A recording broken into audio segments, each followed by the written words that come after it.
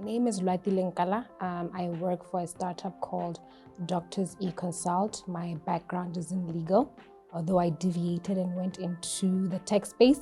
I'm a data protection, information privacy professional. And yeah, my role here is I'm a director.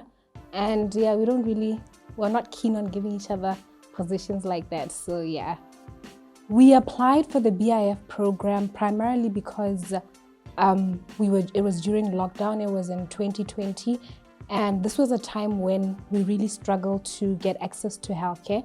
I, for one, struggled a lot. I'm somebody who suffers from a lot of allergies, tonsillitis, and so forth. And my late brother also had a rare condition of muscular dystrophy.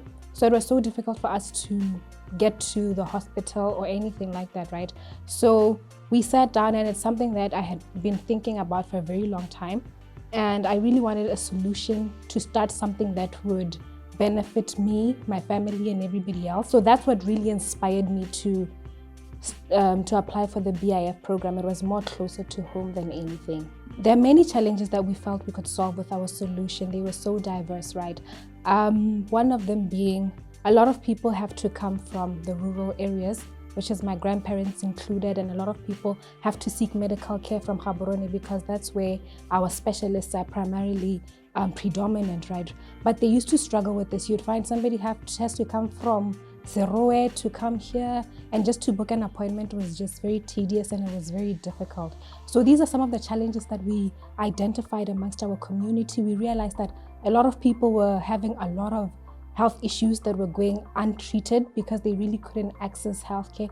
So there was just a lot going on in the health space. And so we thought, why don't we bring doctors closer to the people, right? So why don't we bridge that gap and allow people to see their doctors from wherever they are, or at least be able to book an appointment? I wouldn't really say we had challenges before we received the funding, because fortunately for us, we had other challenges with different business ventures, but for this particular business venture, it was something that we established, legally established during that COVID-19 period, taking and seizing the opportunity that COVID had presented. So I would say that was the inception of our business. So we didn't really have any prior business activity before then. So some of the biggest challenges that we faced after we received the BIF funding, really, there's so many, but I'll just pick a few and just take you through some of the things that we faced. So telemedicine is something that's very, very, very, very new in Africa, right? In most of Africa, and Botswana is no exception. So it's something that's highly unregulated, right? So in the Western world, yes, it's highly regulated, but here, there's not much legislation that speaks to telemedicine. What we had was a telemedicine strategy that the government had put together, but we didn't really have policies around telemedicine. So it was really difficult in terms of regulatory compliance. And then when you speak about the resistance from stakeholders, we had a lot of resistance because, as you can imagine, playing in a field that's unregulated would present such a challenge. People would feel, okay, if we support this, what are the regulations? How do we go about this? So that was one of the biggest hurdles that we've had to overcome as a company. I would say that is like the major challenge that we've had to overcome as an organization and as a company. But our government has been so forthcoming. They've been so supportive.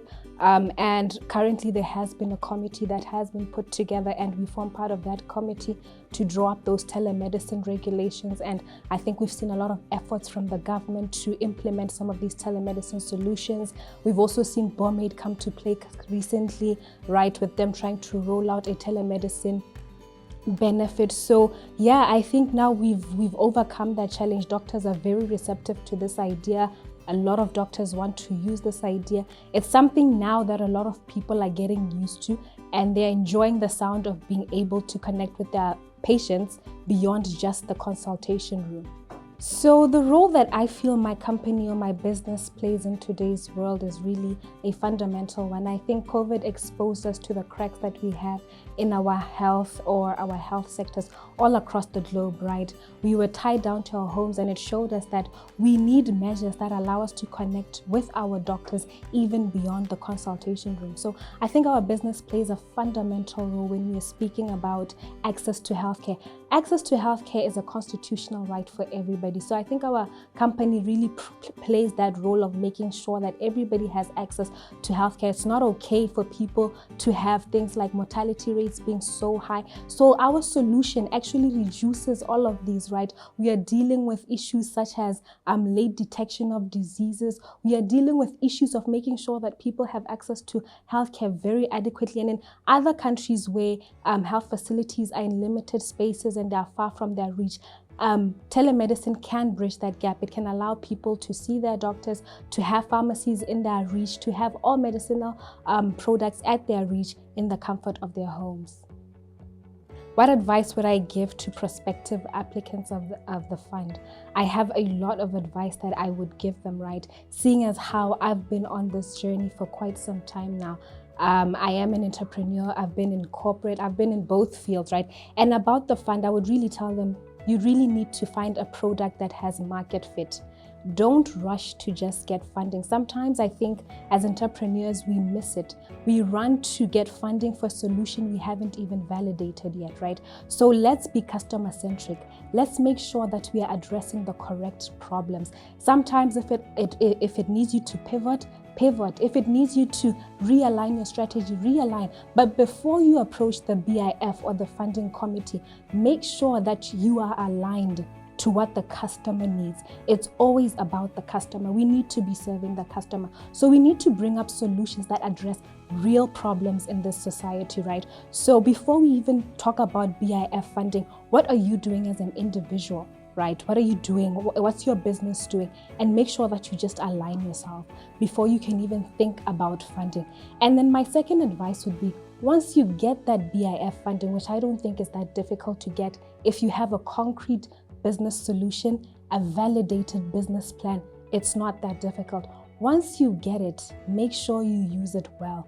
We've seen a lot of people get a lot of funding, but businesses and startups collapse a lot. The success rate of startups is so low because we get money as youth, we squander it, and we don't really use it for what it's intended for. So I would say, make sure that when you get that money, you are emotionally ready to deal with the roller coaster that comes with having a startup. That money is not for you to go buy a car or to squander it. That money is for you to actually do something in your society that will make a difference. So I think that's my 2 cents in that regard.